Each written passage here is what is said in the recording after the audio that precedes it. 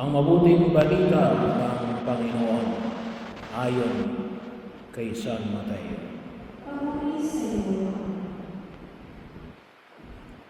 Noong panahon yon, muling nagsalita sa mga punong saserdote at matatanda ng bayan sa Jesus.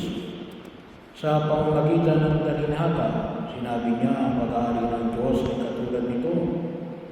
Naghandog ng isang piging ang isang hari sa kasal ng kanyang anak na lalaki.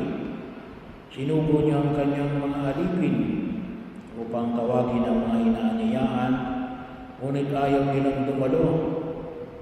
Uli silang nagsugo ng ibang mga alipin at kanyang pinagbilinan.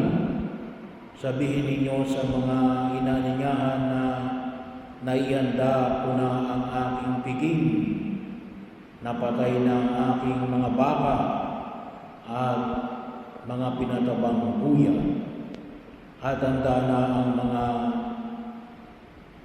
lahat ng bagay. Halina kayo sa piging. Ngunit hindi ito pinansin ng mga inanyayahan. Umayo sila sa kanilang lakad, ang isa'y sa kanyang bukid at sa kanyang pangangalakan naman ang iba. Sinunggaba naman ng iba ang mga alipin, hinamak at pinatay. Galit na galit ang hari. Pinaparoon niya ang kanyang mga kawal.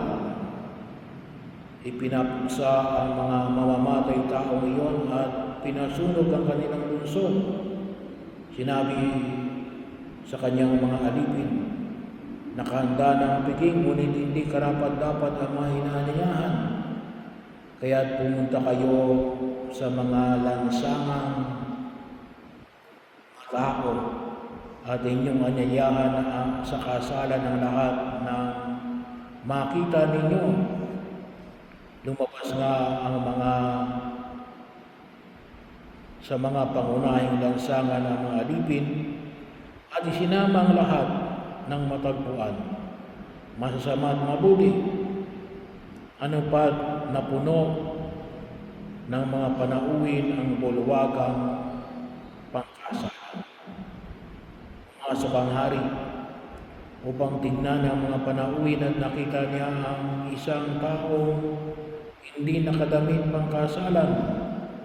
Kaibigan, bakit ka pumasok dito nang hindi nakadamit pangkasalan?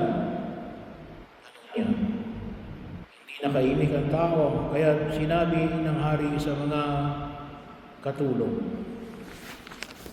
gapusin ninyo ang kanyang kamay at paa at itapon siya sa kadiliman sa labas. Oy, mananangis siya at mangangalit ang kanyang ngipin, sabagat marami ang tinawag, ngunit kakakaunti ang nahihirang.